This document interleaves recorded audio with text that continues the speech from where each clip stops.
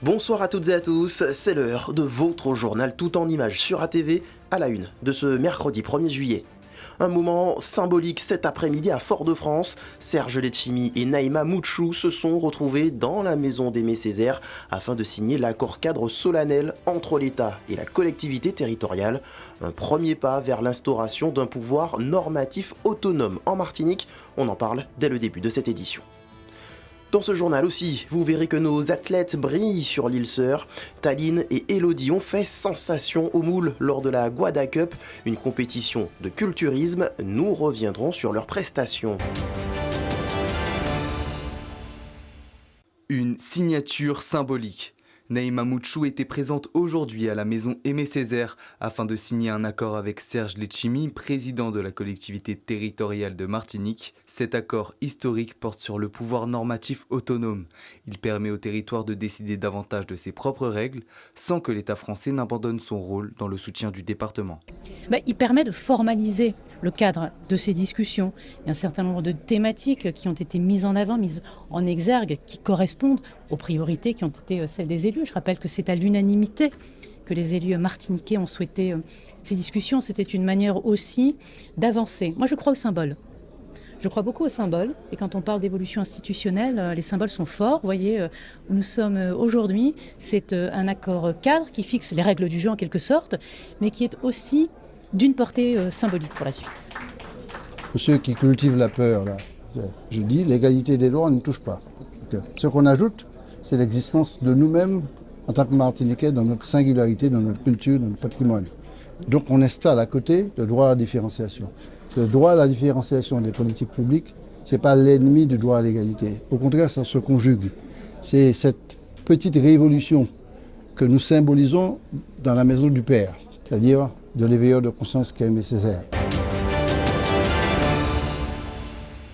Et justement, par rapport à cette signature sur le projet de pouvoir normatif autonome, qu'en pensent les Martiniquais ? Je pense que ça pourra nous être vraiment profitable parce qu'en fait, on se rend compte qu'on a beaucoup de lois qui sont votées mais qui ne sont pas forcément adaptées à nos territoires ou encore pire, qui ne sont même pas appliquées comme si on était des Français mais hors la France. Je pense qu'il faut que la population s'investisse, qu'ils soient informés, qu'ils ont leur mot à dire. On ne doit pas prendre des décisions comme ça sur le coup signé sans que nous ne soyons pas au courant. Encore du blabla politique qui n'arrangeront que les personnes concernées, c'est-à-dire les hommes politiques, les ministres et consorts. Il faudrait bien qu'on ait effectivement cette possibilité, mais aussi qu'on ait des personnes qui soient compétentes pour mettre déjà en application ce qu'on a véritablement et qu'on fasse appel à nous pour savoir de quoi on a véritablement besoin et non pas nous imposer des choses dont on n'a pas besoin ou encore qui n'ont aucune utilité. Il y a plein de lois qui sont votées en métropole qui ne sont pas appliquées aux Antilles. Donc bon, c'est bien beau qu'elle se soit déplacée. Ça lui fait un petit voyage aux Antilles sur le dos des contribuables, comme d'habitude. Mais on verra bien. Hein. On verra bien qu'est-ce que ça va donner lors de la signature de cet accord.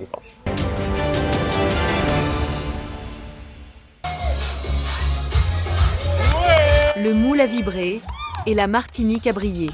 Au bout du suspense et de l'effort, elles l'ont fait. Taline et Elodie montent sur le podium de la Guada Cup 2026. Mais avant la délivrance des coupes, il a fallu faire face aux juges et à une concurrence féroce. Samedi soir, centre Robert Loison. Dès ses premiers pas sur scène, Taline impose son rythme. Chaque pose est millimétrée, chaque muscle sculpté répond présent. Dans le feu de l'action, l'instinct ne trompe pas. Taline sent que les feux sont au vert, que la victoire est à portée de main.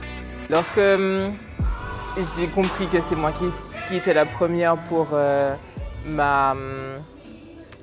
ma catégorie, j'étais très contente, j'étais très fière. Et surtout, là où j'ai été le plus surpris, c'est lorsque j'ai gagné la catégorie, toute catégorie en fait, féminine.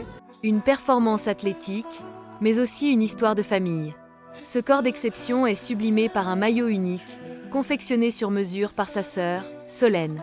Un travail d'équipe fusionnel où chaque strass, chaque découpe a exigé une attention particulière pour offrir à Taline l'écrin parfait pour régner sur la scène. Il y avait certaines exigences à respecter concernant le maillot de compétition. Il faut qu'il se croise dans le dos, il faut qu'il remonte bien sur les hanches pour qu'on puisse bien voir les obliques, le lever, enfin les muscles finalement. Et ça m'a sorti ma zone de confort et il fallait respecter tout ça. Présence magnétique et posing agressif, Elodie est venue pour en découdre et n'a rien lâché. Je suis montée sur scène, j'étais prête. J'étais prête et j'étais heureuse d'être là. Je pense que ça s'est vu sur les images. Bon, il y avait un petit stress quand même, mais j'étais contente, quoi. La scène, c'est un kiff. Une consécration sur scène qui récompense un travail acharné débuté en 2018. Une marche de franchie, mais Elodie le sait, le chemin est encore long.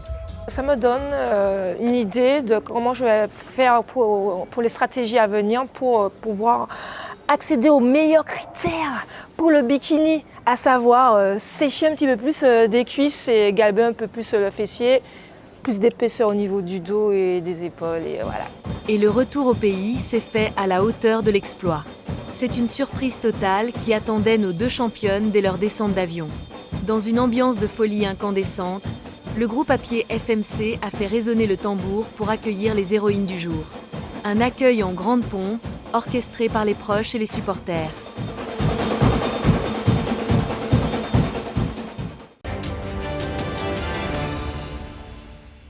Une nouvelle page s'ouvre pour la mairie sportive. Réunis en assemblée générale au stade Pierre-Aliquer, les membres de l'association ont élu un nouveau comité directeur et une nouvelle présidente. La matinée a également été marquée par une cérémonie de récompense en l'honneur des jeunes athlètes du club. On a des difficultés financières, donc l'objectif, ça sera d'aller chercher des financements privés ou autres, investir tous les membres du comité pour que tout le monde puisse aller chercher à droite, à gauche, réorganiser notre école d'athlétisme sur différents pôles.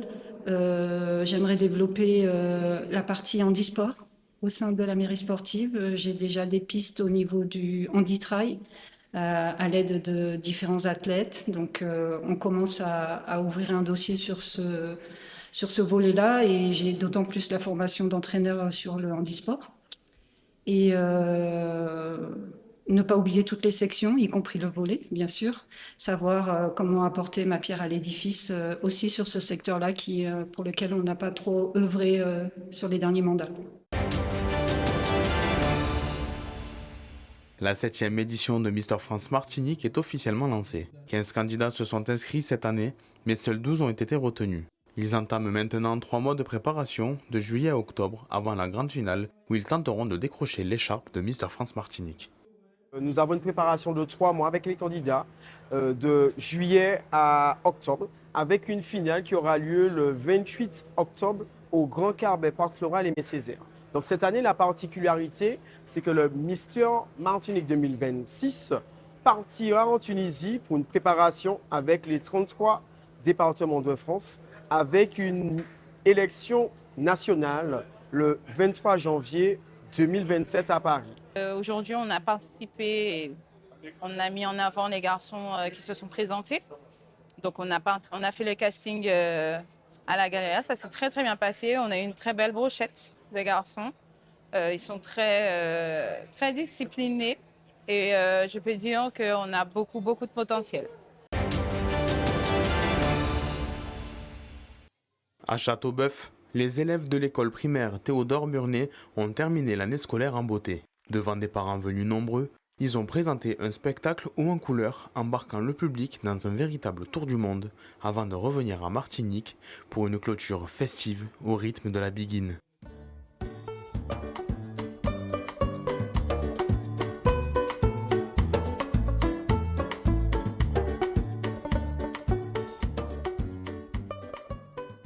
C'était la concrétisation du projet Ode à la danse. Donc c'est un projet qui a démarré depuis quelques mois déjà, depuis le mois d'octobre, où les enfants, de manière transversale, ont appris la géométrie, la géographie.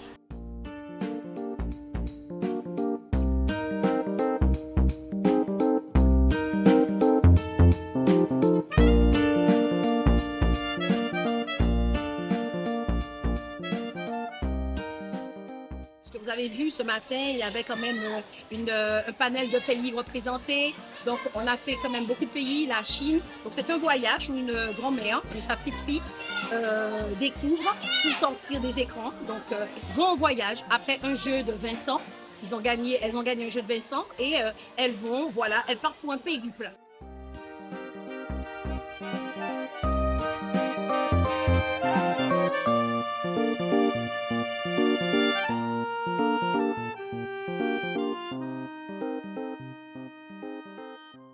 Et voilà, donc les enfants ont représenté des tableaux de ce voyage, de ce périple à travers le monde pour revenir ensuite en Martinique. Donc c'est un beau projet initié par toute l'équipe pédagogique de l'école Théodore Burnet-Châteauboeuf A et je félicite mes collègues pour le travail mené vraiment et puis les compétences surtout acquises au niveau de l'art, au niveau de l'expression orale. Vous avez vu, on avait quand même 2 actrices formidables qui menaient la scène. Et toutes les personnes, aussi les parents, vraiment qui ont contribué à ce que ce moment soit vraiment un moment efficace et partagé par tous.